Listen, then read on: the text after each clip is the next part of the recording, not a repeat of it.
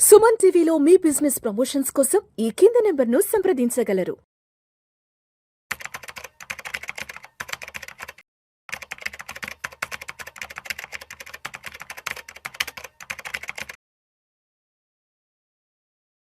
నమస్తే, welcome to Vishnu talks. నేను విష్ణు. ప్రస్తుతం నాతో పాటు Kautilya capital founder and trader Ashok Devanapriya గారు ఉన్నారు. వారితో మాట్లాడదాం. అశోక్ దేవనప్రియ గారు, నమస్తే సార్. నమస్కారం sir. Welcome to Vishnu talks. Thank you very much for the invitation. So Ashok Devanapriya గారు, ఒక 18 years బ్యాక్ 2008 డిసెంబర్ ఆ టైంలో నాస్డాక్ లో ఒక పెద్ద స్కామ్ ఒకటి బయటకు వచ్చింది. 65 billion స్కామ్ ఒకటి ఏదో బయటకు వచ్చింది, గుర్తుందా మీకు? ఎస్. ఒక్కసారి దాని గురించి ఒకసారి డీటెయిల్ గా ఎక్స్ప్లెయిన్ చేయగలరు?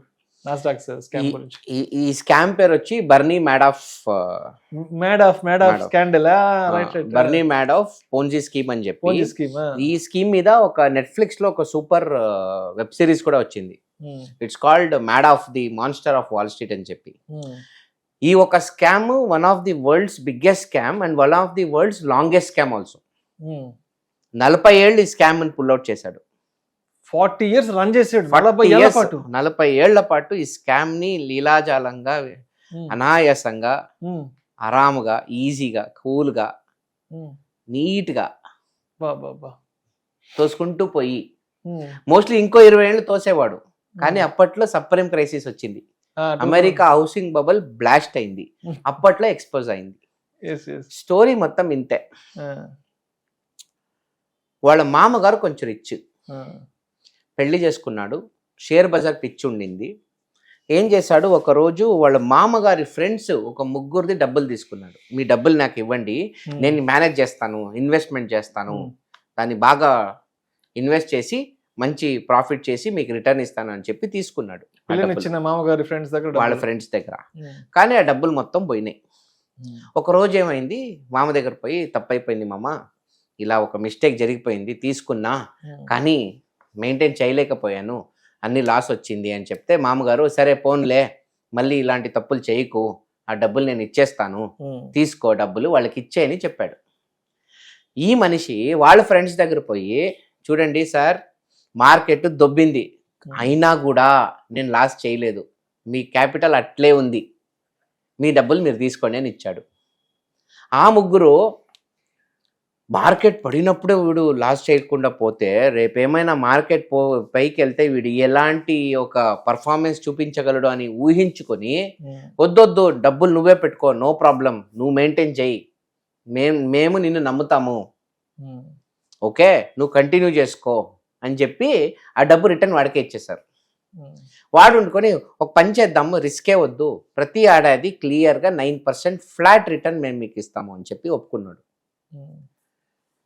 యుఎస్ బ్యాంకులలో మీకు దాదాపు 4%, 5% రిటర్న్ ఉన్న కాలం అది డబుల్ ఫ్లాట్. మార్కెట్ ఏమైనా చేసుకొని నేను మీకు ఫిక్స్డ్గా 9% ఎవ్రీ ఇయర్ మీ అకౌంట్కి వేసేస్తాను అని చెప్పి. సో కాన్సెప్ట్ ఏంటి, ఒక మనిషి దగ్గర ₹1,00,00,000 తీసుకోవడం, ఒక ఏడాది తర్వాత 9 లక్షలు ఇవ్వడం. ఇచ్చి విష్ణు గారు చూడండి మీ ప్రాఫిట్, చాలా థ్యాంక్స్, ప్రాఫిట్ తీసుకున్నారు కదా, ఇంకో ₹1,00,00,000 వేయచ్చు కదా, వచ్చే ఏడాది 18 లక్షలు ఇస్తాను అని చెప్పి మళ్ళీ ఇంకో ₹1,00,00,000 మీ దగ్గర తీసుకొని పోయేది. లేదు నా దగ్గర డబ్బు లేదంటే మీ ఫ్రెండ్ రెఫర్ చేయండి. ఇలా 9% ఫిక్స్డ్ రిటర్న్ గ్యారంటీడ్ స్కీమ్ ఎలా వస్తుంది, నేను ఆప్షన్ ట్రేడింగ్ చేస్తా అని చెప్పినాడు. ఆప్షన్ ట్రేడింగ్ ఎలా చేస్తాడు, ఆయన ఒక్క ట్రేడ్ పెట్టలే, ప్రతిరోజు మార్కెట్ అయిన తర్వాత లెడ్జర్ క్రియేషన్ స్టార్ట్ చేశాడు. డమ్మీ సాఫ్ట్వేర్ పెట్టుకొని లెడ్జర్ క్రియేషన్, ఫలానా స్టాక్ ఇక్కడ ఆప్షన్ ఇక్కడ కొన్నా, ఇక్కడ ఇంత ప్రాఫిట్ వచ్చింది, అర్థమైందా? ట్రేడింగ్ అయిన తర్వాత ఇక్కడ డబ్బులు ₹1 కూడా మార్కెట్లో పెట్టలే. ఏం చేశాడు, డబ్బులు తీసుకొస్తున్నాడు, ఇన్వెస్ట్మెంట్ వస్తున్నాయి, 9% ఇవ్వడం, అంతే కదా. సో స్టోరీ ఇంతే. Incoming should be more than out going. 9% కూడా 10 ఏళ్ళు మీ డబ్బు రిటర్న్ ఇచ్చే 10 ఏళ్ళ తర్వాతే కదా టోటల్ రిటర్న్ ఇచ్చేకి. అంతా మళ్ళీ మీ దగ్గర డబ్బులు పీక్కుంటా. ఎంతో మంది డబ్బులే తీసుకోలేదు. మీరు ₹1,00,00,000 పెట్టారు, 3 ఏళ్ళు ఇచ్చాడు, మళ్ళీ ఇంకో ₹1,00,00,000 ఇచ్చారు మీరు, మళ్ళీ 3 మళ్ళీ ₹1,00,00,000. So you are giving him more money than taking payouts. ఆ ఒక లెడ్జర్ ఫేకింగ్ చేసుకునేకి ఒక పెద్ద ఆఫీసే క్రియేట్ చేసుకున్నాడు. ప్రతిరోజు నైట్ ఆ ఆఫీస్లో ఏంటి, మార్కెట్ తర్వాత ఫలానా ఆప్షన్ కొన్నా ప్రాఫిట్ బుక్ చేసుకున్నా అని చెప్పి ఫేక్ లెడ్జర్స్ క్రియేట్ చేసుకొని ఆ లెడ్జర్ మొత్తం ప్రపంచంలో ఉండే అన్ని ఇండియాలో యుఎస్లో ఉండే అన్ని క్లయింట్లకి పంపించేవాడు. కానీ ఒకరోజు ఒక పిహెచ్డి ఇన్ మ్యాథమెటిక్స్ క్యాండిడేట్ ఒక యూనివర్సిటీలో చదివేవాడు, ఇలా ఎలా జరుగుతుంది, market is not consistent, market is not standard, market is random, ఒక మనిషి ఫిక్స్డ్గా ప్రాఫిట్ చేసేకి ఛాన్సే లేదు అని చెప్పి ఇన్వెస్టిగేషన్ మొదలెట్టాడు. వాడు అన్ని ఇన్వెస్టిగేషన్ చేసి లాస్ట్కి ఇది ఛాన్సే లేదు అని చెప్పి ఫైనల్గా ఒక పాయింట్ కంక్లూషన్కి వచ్చాడు. ఎలా కనిపెట్టాడంటే, కొన్నిసార్లు ఏం జరుగుతుంది, మీరు ఎక్కడో రాస్తారు, నేను ఈరోజు హైదరాబాద్లో 50,000 సైట్లు కొన్నా, 50,000 సైట్లు అమ్మినా, 50,000 సైట్లు అమ్మేవాడు ఎవడు, టక్కని ఇప్పుడే రేపే కొనాలంటే సప్లై ఉండాలి కదా, వాల్యూమ్ ఉండాలి కదా.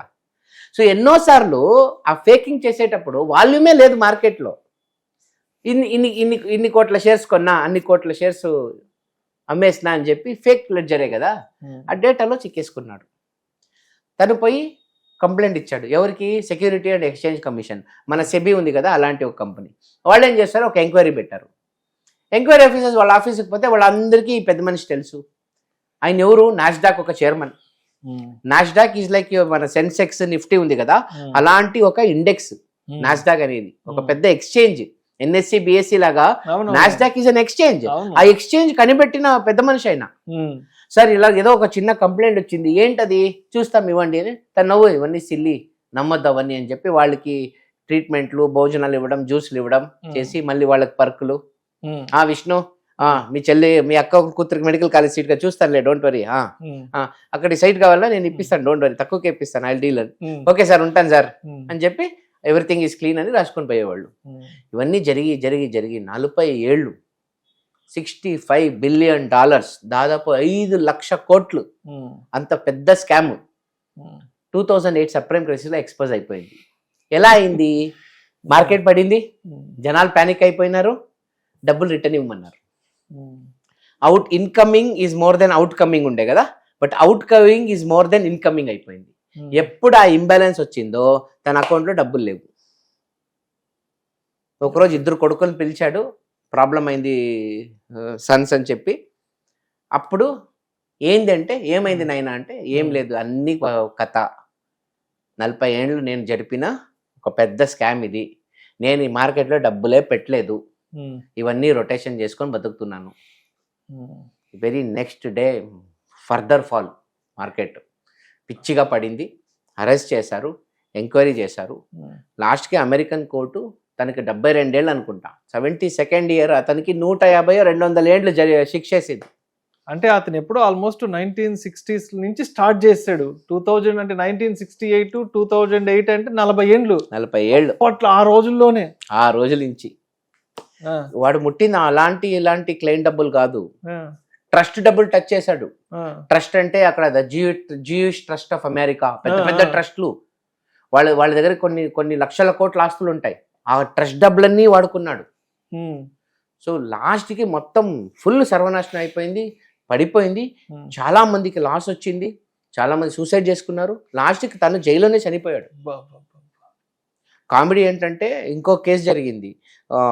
ఒక పెద్ద ట్రస్ట్కు దాదాపు 1 బిలియన్, ఐ థింక్ 5 బిలియన్ అనుకుంటా, 5 బిలియన్ ఏమో డబ్బులు ఇన్వెస్ట్ చేసుకున్నారు. తను ఒక లాయరు, నేను సపోర్ట్ చేస్తాను, నాకు ₹10 డబ్బు వద్దు, బట్ డబ్బులు రికవర్ చేసి 20% నాకు 1 బిలియన్ ఇవ్వాలి అని చెప్పి ఒక కేసు అప్లై, 1 బిలియన్ మీరు నాకు ఇవ్వాలి ఫీజుగా అని ఒక కేసు డీల్ చేసుకున్నాడు. లాస్ట్కి వాళ్ళు డబ్బులు వసూలు చేసేసి 1 బిలియన్ పీక్కున్నాడు లాయర్. అంటే మనిషి ఎంత గొప్పోడైనా ఫండ్ బేసిక్స్ మనం ఎప్పుడు చెక్ చేసుకోవాలి. పెద్ద బ్రాండు, పెద్ద మనిషి అని ఊరికే చూడకుండా, అనలైజ్ చేయకుండా ఇన్వెస్ట్ చేస్తే ఇలాంటి సమస్యలు వస్తాయి. ఎస్సీసీ పైన అమెరికన్ సుప్రీం కోర్టు తిట్టింది, దే స్కోల్డెడ్ దెమ్. సిగ్గులేదా మీకు? మీ కళ్ళ ముందు 40 ఏళ్ళు ప్రపంచం మొత్తం మమ్మల్ని చూసి నవ్వుతున్నారు. ప్రపంచానికే మార్కెట్ ని ఎలా పెంచడం అని చెప్పించే మనం మన మార్కెట్లో ఇలాంటి ఒక స్కామ్ చేయించుకొని ఉమ్, నవ్వుల పాలు అయిపోయినాం కదా. అవును. అది ఆ మనిషి యొక్క కథ. So it's one of the largest scam. Right sir. Thank you so much Ashok Devanapriya గారు.